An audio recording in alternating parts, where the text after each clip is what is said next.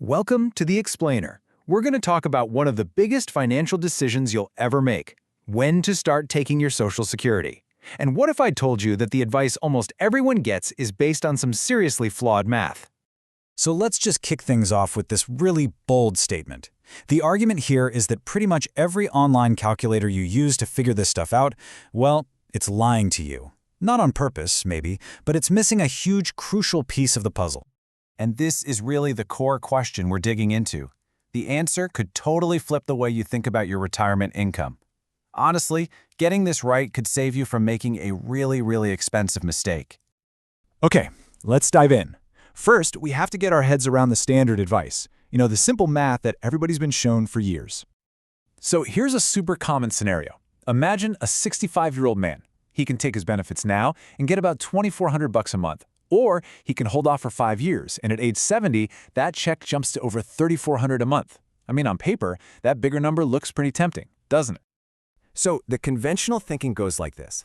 If this guy lives past age 81, waiting was the smart move. From that day forward, he'll have collected more total cash from Social Security. Simple, right? Well, here's the catch. That super simple calculation makes a gigantic assumption. It pretends that all the money you're not taking between 65 and 70 just has no value, that it's sitting in a shoebox earning nothing. And that's just not how the world works. And this is where we get to the real meat of the problem, something called opportunity cost. We have to talk about what happens to your actual investment portfolio during those years that you're waiting. So let's run the numbers. Let's say you want to spend $100,000 a year in retirement. If you claim Social Security at 65, it covers a good chunk of that, so you only need to pull about $71,000 from your investments. But if you wait, you've got no Social Security income, so you have to pull the full $100,000 from your portfolio for 5 straight years. That adds up fast. We're talking about an extra $140,000 that you had to drain from your investments over those 5 years. That's $140,000 that's no longer in the market, no longer growing, no longer earning you more money. It's just gone. And this gets to a bedrock principle of finance, the time value of money. That $140,000 you pulled out wasn't just $140,000. It was all the potential growth it could have generated for you for the rest of your life. Ignoring that growth is the giant glaring mistake those traditional calculators make. So what happens when we fix the math? Once you factor in even a pretty conservative return on that money, the whole break-even calculation gets completely turned on its head. Just look at this. Let's assume a really conservative 4% annual return on your money. Suddenly, that break-even age doesn't look like 81 anymore. It jumps all the way up to 87. Okay, now let's bump that up to a 5% return, which is pretty reasonable for a balanced portfolio. Whoa, the break-even age leaps again, this time to age 90. You'd have to live to be 90 years old just to come out ahead. And it just keeps going. At a 6% return, still very possible over the long term, the real break-even age becomes an incredible 96 years old. So this brings up a pretty important question, right? It's not just about what the break-even age is, it's about what are your actual chances of even reaching it?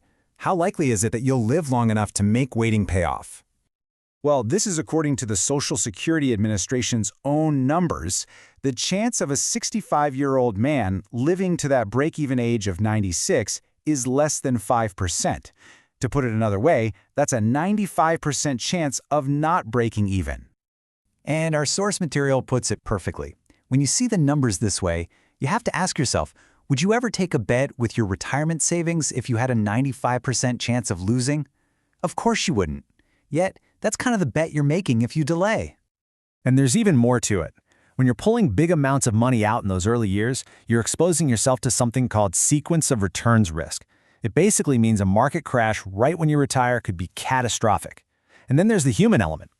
Isn't a dollar worth more when you're 65 and can go climb castle steps than when you're 90 and maybe using it to buy medication? So if that simple online calculator is busted, how are you supposed to make this call? Well, there's a much better 3-step framework you can use for a more reality-based decision. First, figure out your personal discount rate, basically what's a reasonable return to expect from your investments. Second, get real about life expectancy. Look at the actual data, be honest about your health. And third, you have to stress test your portfolio. Can it actually survive 5 years of those heavy withdrawals, even if the market gets ugly?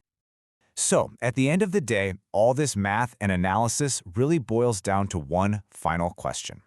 The old, flawed math pushes you to plan for having the most money possible in your 80s and 90s. But the new math asks you to think differently. Are you planning for the last years of your life or for the best years of your life? The answer to that question really changes everything.